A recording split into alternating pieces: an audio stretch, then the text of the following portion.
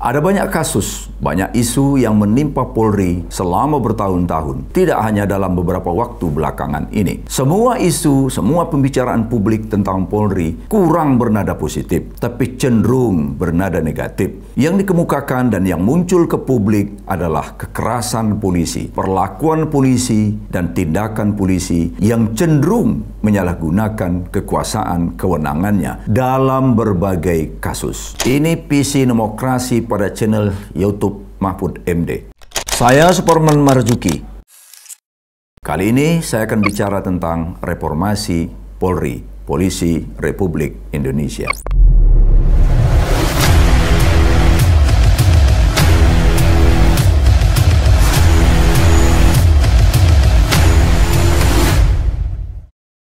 Isu-isu tentang kekerasan polisi, penyalahgunaan kewenangan polisi, suap, dan lain-lain yang bersifat negatif itu telah memunculkan berbagai gagasan, ide untuk kembali mereformasi struktur Polri. Ada gagasan untuk tidak lagi menempatkan Polri di bawah Presiden, tetapi di bawah Kementerian Dalam Negeri. Ini sebenarnya bukan ide baru. Ini gagasan lama yang dimunculkan kembali. Buat saya yang paling penting bukanlah mau diletakkan di mana Polri kita. Apakah tetap di bawah Presiden atau di bawah satu kementerian. Bukan itu yang paling penting untuk dilakukan reformasi perubahan pada Polri kita. Yang paling penting menurut saya adalah merubah paradigma polisi kita. Dari polisi crime hunter yang menjadi karakter Polri pada negara-negara otoritarian, menuju Polri dengan karakter sipil. Polisi sipil, di mana itu dipakai, dipergunakan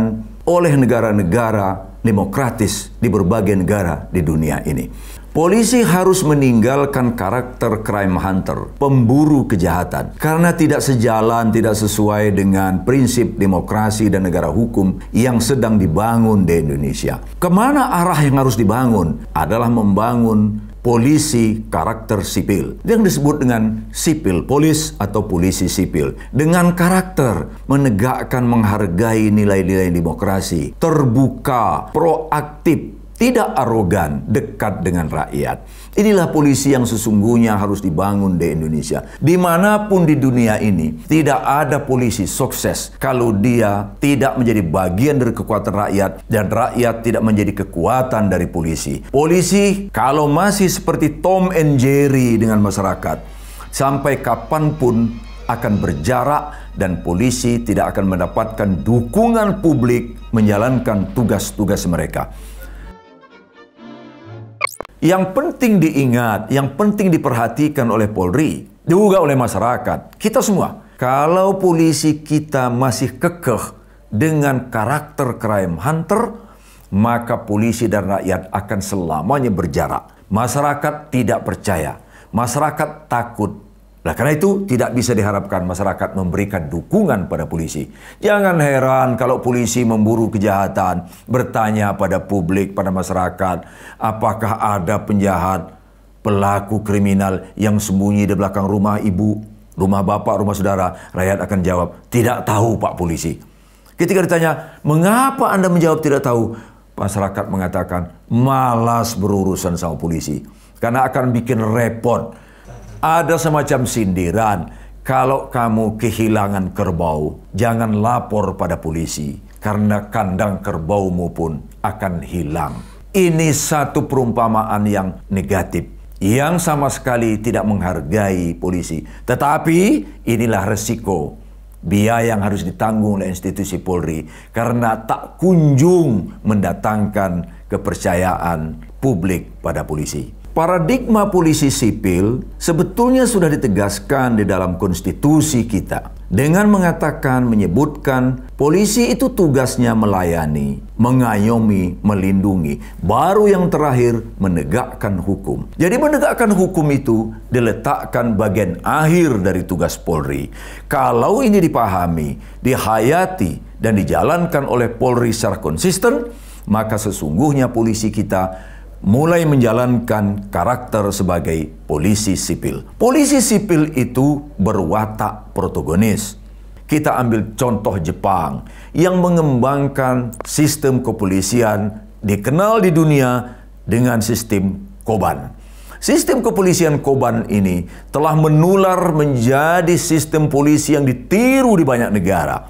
Sayang sekali, kita telah banyak melakukan studi ke Jepang, tapi tampaknya itu tidak memberikan inspirasi bagi perubahan menuju karakter polisi semacam itu. Bagaimana Jepang membangun polisinya? Dengan sistem blok yang mereka lakukan, polisi Jepang hampir setiap saat berada dengan rakyat. Bahkan di malam-malam tertentu, polisi Jepang itu hadir mengetuk pintu publik, mengetuk pintu anggota masyarakat, menanyakan apakah pintu-pintu sudah ditutup, sudah dikunci. Apakah pengapian sudah dihidupkan kalau itu musim dingin? Apakah lampu-lampu yang tidak perlu sudah dimatikan? Mungkin bagi kita ini aneh, tapi itulah sesungguhnya polisi sipil, menyelesaikan problem-problem rakyat, mencegah agar tidak terjadi sesuatu di dalam kehidupan masyarakat. Dengan blok sistem, polisi Jepang itu selalu memastikan mereka bisa hadir cepat di tempat kejadian perkara. Karena dengan hadir cepat di tempat kejadian perkara, maka menandakan polisi Jepang responsif dengan problem rakyat. Sebagai bahan pengetahuan, polisi Jepang bisa hadir di TKP dalam hitungan 1 menit. Begitu ada peristiwa sesuatu, kecelakaan, apapun saja, dalam hitungan 1 menit, polisi Jepang sudah berada di TKP. Kita bisa menghitung berapa lama polisi kita hadir di TKP. Apakah masih bisa kita katakan menit, jam, atau justru kita nggak punya pedoman waktu sama sekali. Itu satu hal. Hal lain di Jepang yang sangat mereka pertahankan adalah crime clearance, penyelesaian kasus-kasus. Jepang itu menetapkan kalau 10 perkara terjadi, 8 harus terungkap. Dengan cara demikian, mereka bisa menjamin rasa aman publik, menumbuhkan kepercayaan masyarakat pada polisi bahwa polisi bekerja melindungi kepentingan publik. Efeknya bagi orang yang ingin melakukan kejahatan berpikir ulang. Untuk apa kita melakukan kejahatan? Karena toh akan terungkap dengan cepat. Hal yang sama dilakukan polisi London yang terkenal dengan London Metropolitan Police.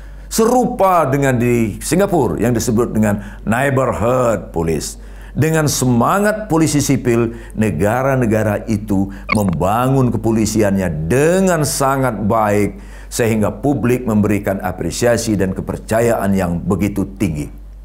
Dengan sistem polisi sipil, merubah cara berpikir, merubah karakter polisi dari crime hunter menuju polisi sipil, maka polisi berarti menyiapkan dirinya dan siap untuk menjadi penyelesai problem-problem masyarakat.